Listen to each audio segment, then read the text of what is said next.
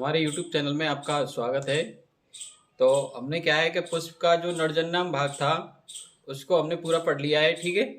अब हमारा चलेगा मादा जन्नांग भाग, ठीक है। स्त्री केसर, जैसे क्या कहते हैं अपन, स्त्री केसर। और उसकी संरचना के बारे में देखेंगे, कौन कौन से भाग होते हैं, कौन कौन से उसके कौन कौन से भाग क्या कार्य करते हैं। स्त्री केसर,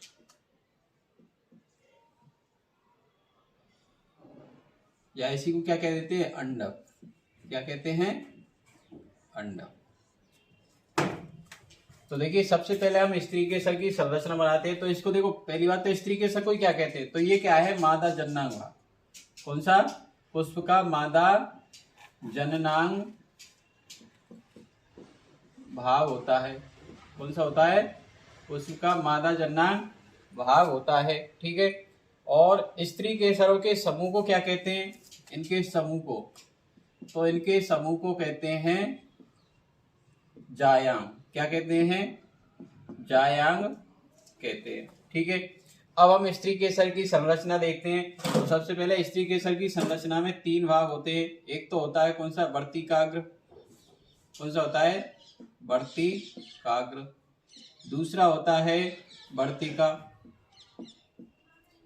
और तीसरा होता है अंडाशय। कौन सा, अंडाशय, ठीक है।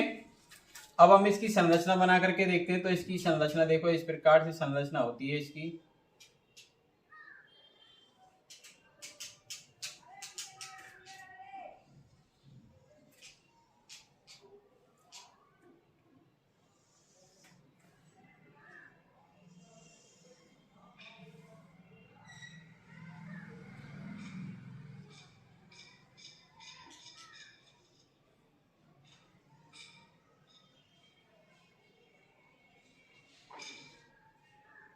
ये क्या है, इसकी संरचना,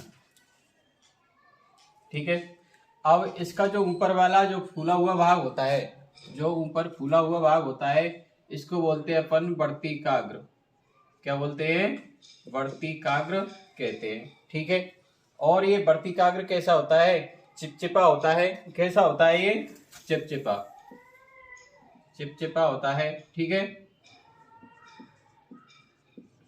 अब चिपचिपा किस लिए होता है, क्योंकि इस पर क्या आते हैं, परागकण आते हैं। इस पर क्या आते हैं, परागकण आते हैं, और परागकण आकर के इस पर क्या हो जाते हैं, चिपक जाते हैं, ठीक है। और ये वर्तिकाग्र क्या है, परागकण के लिए सभी अनुकूल परिस्थितियां उपलब्ध कराता है, जिससे क्या है, परागकण इस पर क्या कर सके, अंकुरन कर सके। परागकण क्या कर सके, इस पर अंकुरन, क्या कर सके, परागकण इस पर क्या कर सके, अंकुरन कर सके, ठीक है। तो ये तो है हमारी वर्तिकाग्र। जो सीड्स पर फूला हुआ भाग होता है उसे क्या कहते हैं अपन, वर्तिकाग्र कहते हैं, ठीक है। वर्तिकाग्र कैसी होती है, जो चिपचिपी सी अपन पुष्प पर हाथ लगाते हैं तो जो चिपचिपा सा भाग होता है वो कौन सी होती है, ऊपर से इस मादा जननांग का जो स्त्री केसर भाग होता है उसकी कौन सा है, वर्तिकाग्र होता है, ठीक है। क्या होता है, वर्तिकाग्र। तो अब बता दिया आपके लिए कि चिपचिपा क्या होता है, कि परागकण इस पर आते हैं और परागकण इस पर आकर के क्या हो जाते हैं, चिपक जाते हैं, ठीक है। अब ये वाला जो नलिकाकार संरचना होती है, कौन सी, ये वाली। अब नीचे वाली देखो, ये सबसे बड़ा वाला भाग होता है, इसको क्या बोलते हैं अपन, अंडाशय। क्या बोलते हैं इसको, अंडाशय। अंडाशय और वर्तिकाग्र के बीच में जो नलिकाकार संरचना होती है उसको बोलते हैं अपन वर्तिका। क्या बोलते हैं, वर्तिका कहते हैं, ठीक है। अब ये क्या करती है, परागकण के लिए पराग नलिका उत्पन्न करती है। क्या करती है, पराग नलिका, जिससे क्या है, पराग नलिका इसमें नीचे आती है, ठीक है, कहां पर, अंडाशय में, ठीक है। और क्या करती है, परागकण के लिए पथ प्रदान करती है। क्या करती है, पथ या रास्ता। क्या करती है, ये वर्तिका एक नलिकाकार संरचना होती है, उसे ये अपन क्या कहते हैं, वर्तिका कहते हैं। और ये वर्तिका का काम क्या है, वर्तिकाग्र को एक निश्चित ऊंचाई प्रदान कराना, ठीक है। अब इसका जो सबसे नीचे फूला हुआ भाग होता है, ये वाला सबसे नीचे जो फूला हुआ भाग होता है, सबसे अधिक फूला हुआ भाग, इसको अपन क्या कहते हैं, अंडाशय कहते हैं।